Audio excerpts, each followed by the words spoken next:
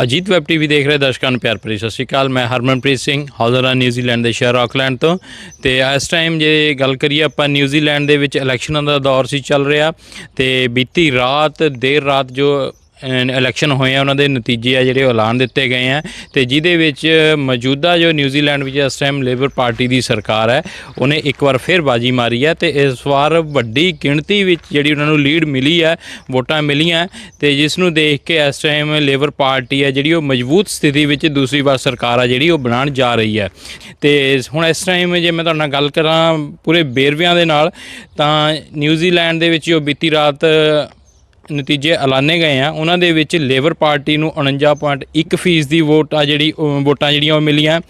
ਦੂਜੇ ਨੰਬਰ 'ਤੇ ਵਿਰੋਧੀ ਪਾਰਟੀ ਜਿਹੜੀ ਇਸ ਟਾਈਮ ਵੀ ਵਿਰੋਧੀ ਧਿਰ ਦੀ ਭੂਮਿਕਾ ਨਿਭਾ ਰਹੀ ਹੈ, ਨੈਸ਼ਨਲ ਪਾਰਟੀ ਹੈ, ਤੇ ਉਹਨੂੰ ਇਸ ਟਾਈਮ 26.8% ਦੀ ਵੋਟਾਂ ਜਿਹੜੀਆਂ ਉਹ ਇਸ ਵਾਰ ਮਿਲੀਆਂ। ਤੇ ਇਸ ਵਾਰ ਤੀਸਰੇ ਨੰਬਰ 'ਤੇ ਜਿਹੜੀ ਪਾਰਟੀ ਰਹੀ ਹੈ ਉਹ ਨਿਊਜ਼ੀਲੈਂਡ ਐਕਟ ਪਾਰਟੀ ਹੈ, ਤੇ ਜਿਹਨੂੰ 8% ਦੀ ਵੋਟਾਂ ਮਿਲੀਆਂ। ਤੇ ਗ੍ਰੀਨ ਪਾਰਟੀ ਜਿਹੜੀ ਚੌਥੇ ਨੰਬਰ 'ਤੇ ਆਉਂਦੀ ਹੈ ਉਹਨੂੰ 7.6,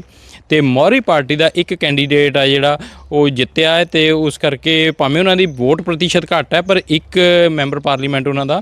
ਜੇਤੂ ਹੋਣ ਕਰਕੇ ਉਹ 5ਵੇਂ ਸਥਾਨ 'ਤੇ ਆ ਜਾਂਦੀ ਹੈ। ਤੇ ਇੱਥੇ ਮੈਂ ਦੱਸਦਾ ਜਾਵਾਂ ਕਿ ਇਸ ਟਾਈਮ ਜੋ ਨਿਊਜ਼ੀਲੈਂਡ ਦੇ ਪਿਛਲੇ 3 ਸਾਲ ਲੰਘੇ ਆ ਜੋ ਸਰਕਾਰ ਚੱਲ ਰਹੀ ਸੀ ਉਹਦੇ ਵਿੱਚ ਜਿਹੜੀ ਪਾਰਟੀ NZ ਫਸਟ ਪਾਰਟੀ ਸੀ, ਤੇ ਉਹਨਾਂ ਦੇ ਵੱਲੋਂ ਜਿਹੜੇ ਪ੍ਰਵਾਸੀਆਂ ਨੂੰ ਲੈ ਕੇ ਉਹਨਾਂ ਦੇ ਕਮੈਂਟ ਕੀਤੇ ਗਏ ਸੀ ਜਾਂ ਉਹਨਾਂ ਦੀਆਂ ਜੋ ਕ੍ਰਾਈਟੀਰੀਆ ਸੀ ਪਾਰਟੀ ਦਾ, ਉਹਨਾਂ ਦੇ ਕੁਝ MPs ਵੱਲੋਂ ਕੁਝ ਬਿਆਨਬਾਜ਼ੀਆਂ ਇਸ ਤਰ੍ਹਾਂ ਦੀਆਂ ਕੀਤੀਆਂ ਗਈਆਂ ਸੀ ਜਿਹਦੇ ਕਰਕੇ ਪ੍ਰਵਾਸੀਆਂ ਦੇ ਵਿੱਚ ਇੱਕ ਰੋਸ ਵੀ ਸੀ, ਤੇ ਸ਼ਾਇਦ ਉਹ ਰੋਸ ਕਹਿ ਲਈਏ ਜਾਂ ਜੋ ਸਰਕਾਰ ਉਹਨਾਂ ਦੀ ਪਾਰਟੀ ਦੀਆਂ ਪਾਲਿਸੀਜ਼ ਸੀਗੀਆਂ ਉਹ ਕਹਿ ਲਈਏ। ਉਸ ਤੋਂ ਬਾਅਦ ਇਸ ਟਾਈਮ ਉਹ ਬਿਲਕੁਲ ਦਰਕਿਨਾਰ ਹੋ ਗਏ ਆ, ਉਹਨਾਂ ਦਾ ਨਾ ਤਾਂ ਕੋਈ MP ਜਿੱਤਿਆ, ਤੇ ਇਸ ਟਾਈਮ ਉਹਨਾਂ ਦੀ ਜਿਹੜੀ ਪ੍ਰਤੀਸ਼ਤ ਸੀ ਪਾਰਟੀ ਦੀ ਵੋਟ ਪ੍ਰਤੀਸ਼ਤ ਸੀ ਉਹ ਵੀ ਬਹੁਤ ਨੀਚੇ ਡਿੱਗੀ ਹੈ, ਤੇ ਇਸ ਟਾਈਮ 6ਵੇਂ ਨੰਬਰ 'ਤੇ ਉਹ ਪਾਰਟੀ ਹੈ। ਭਾਵੇਂ ਉਹਨਾਂ ਕੋਲ ਵੋਟ ਪ੍ਰਤੀਸ਼ਤ ਹੈ ਜਿਹੜੀ ਉਹ ਮੌਰੀ ਪਾਰਟੀ ਨਾਲੋਂ ਵੱਧ ਹੈ, ਪਰ ਉਹਨਾਂ ਦਾ ਕੋਈ ਵੀ MP ਨਾ ਜਿੱਤਣ ਕਰਕੇ ਉਹ 6ਵੇਂ ਨੰਬਰ 'ਤੇ ਆ ਜਾਂਦੇ ਆ। ਤੇ ਨਿਊਜ਼ੀਲੈਂਡ ਦੇ ਵਿੱਚ ਤਕਰੀਬਨ ਇਹਨਾਂ ਵੋਟਾਂ ਦੇ ਵਿੱਚ 11,69,000 ਤੋਂ ਵੱਧ ਵੋਟਾਂ ਜਿਹੜੀਆਂ ਉਹ ਇਕੱਲੀ ਲੇਬਰ ਪਾਰਟੀ ਨੇ ਲਈਆਂ, ਤੇ ਦੂਜੀ ਨੰਬਰ 'ਤੇ ਆਉਂਦੀ ਨੈਸ਼ਨਲ ਪਾਰਟੀ ਨੂੰ ਤਕਰੀਬਨ 6,38,000 ਦੇ ਕਰੀਬ ਵੋਟ ਆ ਜਿਹੜੀ ਉਹ ਮਿਲੀ ਹੈ। ਇਸ ਟਾਈਮ ਜਿਵੇਂ ਮੈਂ ਤੁਹਾਨੂੰ ਦੱਸ ਰਿਹਾ ਸੀ ਕਿ ਲੇਬਰ ਨੂੰ ਇੰਨੇ % ਵੋਟ ਮਿਲੀ ਆ, ਤੇ ਉਹ ਪਰਸੈਂਟੇਜ ਦੇ ਹਿਸਾਬ ਨਾਲ ਜਿਹੜੇ 48 ਆ ਉਹਨਾਂ ਦੇ ਵਿੱਚੋਂ ਜਾਣਗੇ। ਤੇ ਜੇ ਹੁਣ ਆਪਾਂ ਇਹਨਾਂ ਦੀ ਗੱਲ ਕਰੀਏ ਤਾਂ ਇਸ ਟਾਈਮ 43 ਜੇਤੂ ਲੇਬਰ ਪਾਰਟੀ ਵੱਲੋਂ, ਤੇ 21 ਲਿਸਟ MP ਹੈ ਜਿਹੜੇ ਉਹ ਪਾਰਲੀਮੈਂਟ 'ਚ ਜਾਣਗੇ, ਤੇ ਲੇਬਰ ਪਾਰਟੀ 64 ਸੀਟਾਂ ਜਿਹੜੀਆਂ ਉਹ ਲੈ ਕੇ ਇਸ ਟਾਈਮ ਸਰਕਾਰ ਆਪਣੀ ਦੂਜੀ ਵਾਰ ਬਣਾਉਣ ਜਾ ਰਹੀ ਹੈ। ਤੇ ਵਿਰੋਧੀ ਧਿਰ ਦੇ ਵਿੱਚ ਨੈਸ਼ਨਲ ਪਾਰਟੀ ਹੈ ਜਿਹੜੀ ਉਹਨੂੰ 26 ਉਮੀਦਵਾਰ ਉਹਨਾਂ ਦੇ ਜੇਤੂ ਆ, ਤੇ 9 ਲਿਸਟ MP ਜਾਣ ਦੇ ਨਾਲ 35 ਦੀ ਉਹਨਾਂ ਦੇ ਜਿਹੜੇ ਉਮੀਦਵਾਰ ਜਿਹੜੇ ਸੰਸਦ ਮੈਂਬਰ ਪਾਰਟੀ ਉੱਥੇ ਪਾਰਲੀਮੈਂਟ 'ਚ ਹੋਣਗੇ। ਤੇ ਇੱਥੇ ਹੁਣ ਮੈਂ ਆਪਣੇ ਦਰਸ਼ਕਾਂ ਨੂੰ ਦੱਸਦਾ ਜਾਵਾਂ ਕਿ ਨਿਊਜ਼ੀਲੈਂਡ ਦੇ ਵਿੱਚ ਜਿਹੜਾ ਵੋਟਿੰਗ ਦਾ ਸਿਸਟਮ ਆ ਉਹ ਭਾਰਤ ਤੋਂ ਕਾਫੀ ਵੱਖ ਹੈ, ਕਿਉਂਕਿ ਇੱਥੇ ਜਿਹੜੀ ਵੋਟਿੰਗ ਆ ਉਹ 2 ਤਰੀਕੇ ਨਾਲ ਹੁੰਦੀ ਹੈ। ਇੱਕ ਤੁਹਾਨੂੰ ਉਮੀਦਵਾਰ ਨੂੰ ਵੋਟ ਪਾਣੀ ਪੈਂਦੀ ਹੈ, ਇੱਕ ਤੁਹਾਨੂੰ ਸਿਆਸੀ ਪਾਰਟੀ ਨੂੰ ਪਾਣੀ ਪੈਂਦੀ ਹੈ। ਤੇ ਇਸ ਟਾਈਮ ਜਿਹੜੇ ਇਹ ਨਤੀਜੇ ਆ ਇਹ ਸਾਰਾ ਕੁਝ ਉਹ ਸਿਆਸੀ ਵੋਟ ਤੇ ਜਿਹੜੀ ਉਮੀਦਵਾਰ ਦੀ ਵੋਟ ਹੈ ਉਹਨਾਂ ਨੂੰ ਕਾਊਂਟ ਕਰਨ ਤੋਂ ਬਾਅਦ ਆ ਜਿਹੜੇ ਉਹ ਐਲਾਨੇ ਗਏ ਆ। ਤੇ ਇਸ ਟਾਈਮ ਨਿਊਜ਼ੀਲੈਂਡ ਦੇ ਵਿੱਚ ਜਸਿੰਡਾ ਆਰਡਨ ਦੀ ਲੇਬਰ ਪਾਰਟੀ ਹੈ ਜਿਹੜੀ ਉਹਨੇ ਵੱਡੀ ਕਾਮਯਾਬੀ ਹੈ ਜਿਹੜੀ ਹਾਸਲ ਕੀਤੀ ਹੈ, ਤੇ ਜਸਿੰਡਾ ਦੂਸਰੀ ਵਾਰ ਜਿਹੜੀ ਸਰਕਾਰ ਆ ਉਹ ਬਣਾਉਣ ਜਾ ਰਹੀ ਹੈ। ਤੇ ਬੀਤੀ ਰਾਤ ਜਸਿੰਡਾ ਆਰਡਨ ਨੇ ਆਪਣੇ ਭਾਸ਼ਣ ਵਿੱਚ ਇਹ ਗੱਲ ਕਹੀ ਵੀ ਹੈ ਕਿ ਪਿਛਲੇ ਲੰਘੇ 3 ਸਾਲ ਵੀ ਉਹਨਾਂ ਲਈ ਸੌਖੇ ਨਹੀਂ ਸੀ, ਕਿਉਂਕਿ ਜੇ ਦੇਖਿਆ ਜਾਵੇ ਤਾਂ ਪਿਛਲੇ 3 ਸਾਲਾਂ ਦੇ ਵਿੱਚ ਉਹਨਾਂ ਦੀ ਸਰਕਾਰ ਦੇ ਸਮੇਂ ਦੌਰਾਨ ਨਿਊਜ਼ੀਲੈਂਡ ਵਿੱਚ ਪਹਿਲੀ ਵਾਰ ਕੋਈ ਅੱਤਵਾਦੀ ਹਮਲਾ ਹੁੰਦਾ, ਉਹ ਵੀ ਉਹ ਸਰਕਾਰ ਦੇ ਟਾਈਮ ਦੇ ਵਿੱਚ ਹੁੰਦਾ, ਤੇ ਜਿਵੇਂ ਕ੍ਰਾਈਸਟਚਰਚ ਵਿਖੇ ਜੋ ਹੋਇਆ ਸੀ। ਤੇ ਦੂਸਰਾ ਪੂਰੀ ਦੁਨੀਆ 'ਤੇ ਜੋ ਕਰੋਨਾ ਮਹਾਮਾਰੀ ਦਾ ਅਸਰ ਦੇਖਿਆ ਗਿਆ ਤੇ ਉਹ ਨਿਊਜ਼ੀਲੈਂਡ 'ਤੇ ਵੀ ਆਈ ਸੀ, ਪਰ ਨਿਊਜ਼ੀਲੈਂਡ ਨੇ ਜਿਵੇਂ ਕਰੋਨਾ ਨੂੰ ਖਤਮ ਕੀਤਾ, ਤੇ ਜਸਿੰਡਾ ਆਰਡਨ ਨੇ ਜਿਵੇਂ ਅੱਤਵਾਦੀ ਹਮਲੇ ਤੋਂ ਬਾਅਦ ਭਾਈਚਾਰੇ ਦੇ ਨਾਲ ਖੜੇ ਹੈ, ਤੇ ਉਹਨਾਂ ਨੇ ਦੇਸ਼ ਵਿੱਚ ਇਹ ਗੱਲ ਕਹੀ ਸੀ ਕਿ ਇੱਥੇ ਕਿਸੇ ਵੀ ਨੂੰ ਭੇਦਭਾਵ ਦੇ ਨਾਲ ਨਹੀਂ ਦੇਖਿਆ ਜਾ ਸਕਦਾ, ਇੱਥੇ ਸਾਰੇ ਧਰਮ ਰੰਗ ਸਭ ਕੁਝ ਇੱਕ ਬਰਾਬਰ ਹੈ, ਇਨਸਾਨੀਅਤ ਮੂਹਰੇ ਹੈ। ਤੇ ਉਸ ਦੇ ਚੀਜ਼ ਨੂੰ ਲੈ ਕੇ ਉਹਨਾਂ ਦੀ ਕਾਫੀ ਪ੍ਰਸ਼ੰਸਾ ਜਿਹੜੀ ਉਹ ਦੁਨੀਆ ਭਰ ਵਿੱਚ ਹੋ ਰਹੀ ਸੀ। ਤੇ ਦੂਜਾ ਕੋਵਿਡ ਨੂੰ 2 ਵਾਰੀ ਨਿਊਜ਼ੀਲੈਂਡ ਨੇ ਖਤਮ ਕੀਤਾ। ਪਹਿਲਾਂ ਕੋਵਿਡ ਆਉਂਦਾ ਉਹਨੂੰ ਖਤਮ ਕਰ ਦਿੱਤਾ ਜਾਂਦਾ, ਨਿਊਜ਼ੀਲੈਂਡ ਆਪਣੀ ਕਰੋਨਾ ਨੂੰ ਫਤਿਹ ਕਰਨ ਦਾ ਐਲਾਨ ਕਰਦਾ,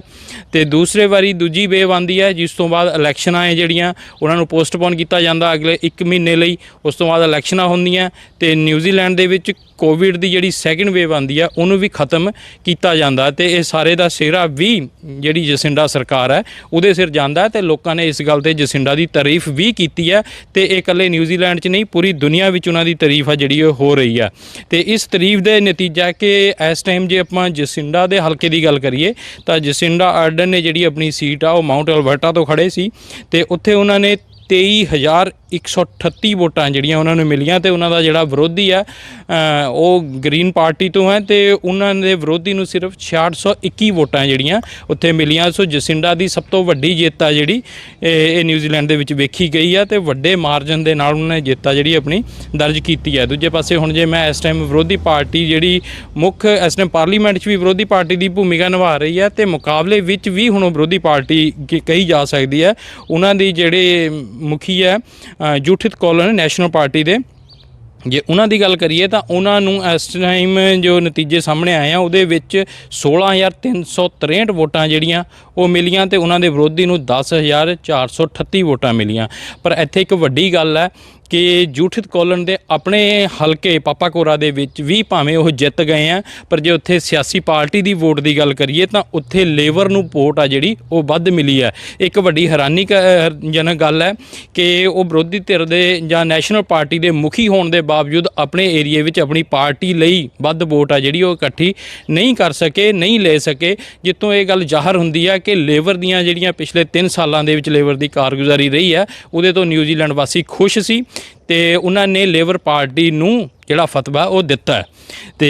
ਇਸ ਦੇ ਨਾਲ ਹੀ ਹੁਣ ਜੇ ਮੈਂ ਗੱਲ ਕਰਾਂ ਭਾਰਤੀ ਜਿਹੜੇ ਆਪਣੇ ਉਮੀਦਵਾਰ ਸੀਗੇ, ਭਾਰਤੀ ਮੂਲ ਦੇ ਉਮੀਦਵਾਰ ਜਿਹੜੇ ਵੱਖ-ਵੱਖ ਹਲਕਿਆਂ ਤੋਂ ਖੜੇ ਸੀ ਤੇ ਉਹਨਾਂ ਦੇ ਵਿੱਚ 4 ਸੀ ਆਕਲੈਂਡ ਖੇਤਰ ਤੋਂ ਤੇ 1 ਹੈਮਿਲਟਨ ਖੇਤਰ ਤੋਂ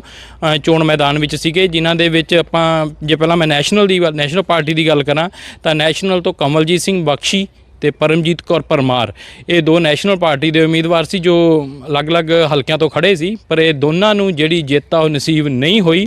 ਤੇ ਇਸ ਤੋਂ ਇਲਾਵਾ ਜੇ ਆਪਾਂ ਲੇਬਰ ਪਾਰਟੀ ਦੀ ਗੱਲ ਕਰੀਏ ਤਾਂ ਲੇਬਰ ਪਾਰਟੀ ਦੇ ਵਿੱਚ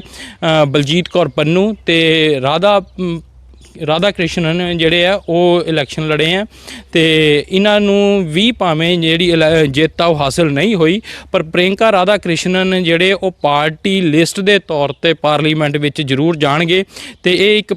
ਆਪਣੇ ਭਾਰਤੀਆਂ ਲਈ ਚੰਗੀ ਖਬਰ ਹੈ ਕਿ ਇੱਕ ਕੈਂਡੀਡੇਟ ਆਕਲੈਂਡ ਤੋਂ ਭਾਵੇਂ ਲਿਸਟ MP ਸਹੀ ਤੇ ਲਿਸਟ MP ਦੇ ਤੌਰ ਤੇ ਪਾਰਲੀਮੈਂਟ ਵਿੱਚ ਪਹੁੰਚ ਸਕੇਗਾ। ਦੂਜੇ ਪਾਸੇ ਹੁਣ ਜੇ ਮੈਂ ਗੱਲ ਕਰਾਂ ਹੈਮਿਲਟਨ ਦੀ ਤਾਂ ਹੈਮਿਲਟਨ ਦੇ ਵਿੱਚ ਭਾਰਤੀ ਮੂਲ ਦੇ ਡਾਕਟਰ ਗੌਰਵ ਸ਼ਰਮਾ ਜਿਹੜੇ ਇਲੈਕਸ਼ਨ ਲੜੇ ਹੈ ਤੇ ਉਹਨਾਂ ਨੇ ਬਾਈ ਇਲੈਕਸ਼ਨ ਉਹ ਸੀਟ ਜਿੱਤੀ ਹੈ ਤੇ ਨਿਊਜ਼ੀਲੈਂਡ ਦੇ ਇਤਿਹਾਸ ਵਿੱਚ ਵੱਡੀ ਇਤਿਹਾਸਿਕ ਜਿੱਤ ਵੀ ਮੰਨੀ ਜਾ ਰਹੀ ਹੈ ਕਿਉਂਕਿ ਭਾਰਤੀ ਮੂਲ ਦਾ ਵਿਅਕਤੀ ਪਹਿਲੀ ਵਾਰ ਬਾਈ ਇਲੈਕਸ਼ਨ ਜਿੱਤ ਕੇ ਪਾਰਲੀਮੈਂਟ ਵਿੱਚ ਜਾਵੇਗਾ। ਇਸ ਤੋਂ ਪਹਿਲਾਂ ਭਾਵੇਂ ਕਿ ਕਮਲਜੀਤ ਸਿੰਘ ਬਖਸ਼ੀ, ਪ੍ਰਿਯੰਕਾ ਰਾਧਾ ਕ੍ਰਿਸ਼ਨਨ ਜਾਂ ਪਰਮਜੀਤ ਪਰਮਾਰ ਪਾਰਲੀਮੈਂਟ ਵਿੱਚ ਜਾ ਕੇ ਸੀਟਾਂ 'ਤੇ ਬੈਠਦੇ ਰਹੇ ਹੈ ਪਰ ਉਹਨਾਂ ਨੇ ਕਦੇ ਵੀ ਬਾਈ ਇਲੈਕਸ਼ਨ ਜਿਹੜੀ ਸੀਟ ਆ ਉਹ ਨਹੀਂ ਜਿੱਤੀ। ਉਹ ਲਿਸਟ MP ਦੇ ਤੌਰ ਤੇ ਜਾਂਦੇ ਹੈ ਤੇ ਲਿਸਟ MP ਦੇ ਤੌਰ ਤੇ ਜਾਣ ਕਰਕੇ ਇਸ ਟਾਈਮ ਗੌਰਵ ਸ਼ਰਮਾ ਦੀ ਜਿਹੜੀ ਜਿੱਤ ਆ ਉਹਨੂੰ ਵੱਡੇ ਪੱਧਰ ਤੇ ਦੇਖਿਆ ਜਾ ਰਿਹਾ ਕਿਉਂਕਿ ਉਹਨਾਂ ਨੇ ਬਾਈ ਇਲੈਕਸ਼ਨ ਚੋਣ ਜਿੱਤ ਕੇ ਪਾਰਲੀਮੈਂਟ ਦੇ ਵਿੱਚ ਜਾਣਾ। ਤੇ ਬਾਕੀ ਇਸ ਬਾਰੇ ਦੇ ਸੰਬੰਧੀ ਹੁਣ ਆਪਾਂ ਗੱਲਬਾਤ ਕਰਦੇ ਹਾਂ।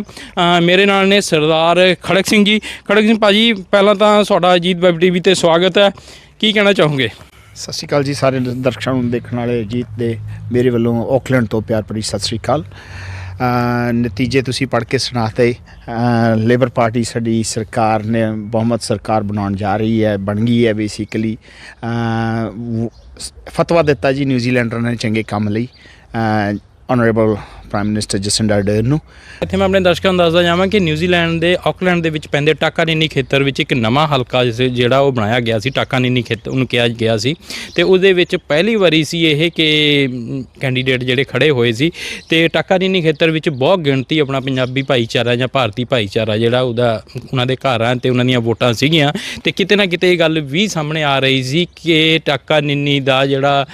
ਜੇਤੂ ਹੋਊਗਾ ਉਹਦੇ ਵਿੱਚ ਭਾਰਤੀਆਂ ਦਾ ਵੱਡਾ ਹੱਥ ਹੋਊਗਾ। ਤੇ ਇੱਥੇ ਮੈਂ ਦੱਸਦਾ ਜਾਵਾਂ ਕਿ ਉਸ ਹਲਕੇ ਵਿੱਚ ਲੇਬਰ ਪਾਰਟੀ ਦੇ ਜਿਹੜੇ ਕੈਂਡੀਡੇਟ ਸੀ ਡਾਕਟਰ ਨੀਰੂ ਤੇ ਉਹਨਾਂ ਵੱਲੋਂ ਸਰਦਾਰ ਖੜਕ ਸਿੰਘ ਜੀ ਨੂੰ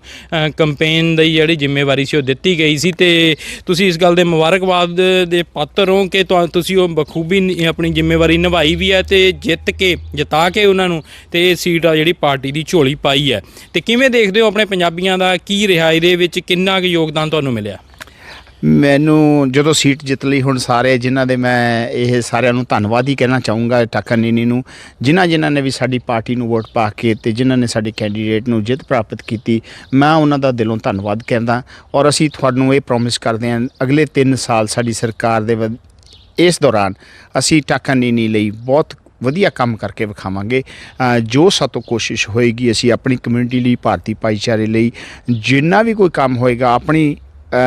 ਹੈਸੀਅਤ ਦੇ ਮੁਤਾਬਕ ਅਸੀਂ ਆਪਣੀ ਸਰਕਾਰ ਦੇ ਉੱਤੇ ਉਹਨਾਂ ਤੇ ਜ਼ਰੂਰ ਜ਼ੋਰ ਪਾਵਾਂਗੇ। ਬਿਲਕੁਲ, ਮੈਂ ਇੱਥੇ ਹੀ ਤੁਹਾਡੇ ਨਾਲ ਇੱਕ ਗੱਲ ਸ਼ੇਅਰ ਕਰਨੀ ਚਾਹੁੰਦਾ ਕਿ ਲੇਬਰ ਪਾਰਟੀ ਵੱਲੋਂ ਭਾਵੇਂ 3 ਕੇ ਭਾਰਤੀ ਮੂਲ ਦੇ ਜਿਹੜੇ ਉਮੀਦਵਾਰ ਸੀ ਚੋਣ ਮੈਦਾਨ 'ਚ ਸੀਗੇ,